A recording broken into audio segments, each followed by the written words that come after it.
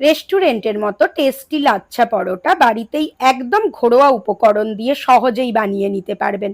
এর জন্য একটি পাত্রে ময়দা, তাতে চিনি, লবণ ও তেল দিয়ে ভালোভাবে মাখিয়ে নিতে হবে। এবার এর মধ্যে ঈষৎ উষ্ণ গরম জল অল্প অল্প করে দিয়ে মাখিয়ে একটা সফট ডো বানিয়ে নিতে হবে।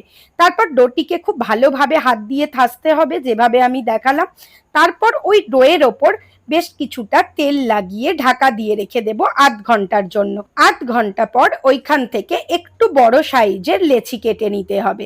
এবার একটি পাত্রে ২ চামচ ময়দা ও কিছুটা সাদা তেল দিয়ে মিশিয়ে একটা এই রকম ঘনত্বের মিশ্রণ বানিয়ে নিতে হবে। এবার ওই একটি করে লেচি নিয়ে যতটা সম্ভব পাতলা করে বেলে নিয়ে মিশ্রণটি ব্রাশের সাহায্যে ওর ওপরে লাগিয়ে নিতে হবে। এবার একটি ছুরির সাহায্যে যতটা সম্ভব পাতলা পাতলা করে কেটে নিয়ে যেভাবে দেখাচ্ছি এইভাবে গুটিয়ে রোল বানিয়ে নিতে হবে।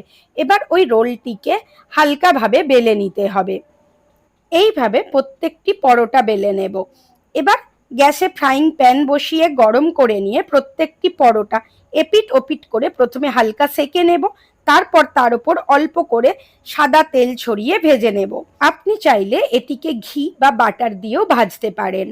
এবার এই লাচ্ছা পরোটা গরম গরম পনির বা আলুর দমের সাথে সার্ভ করুন।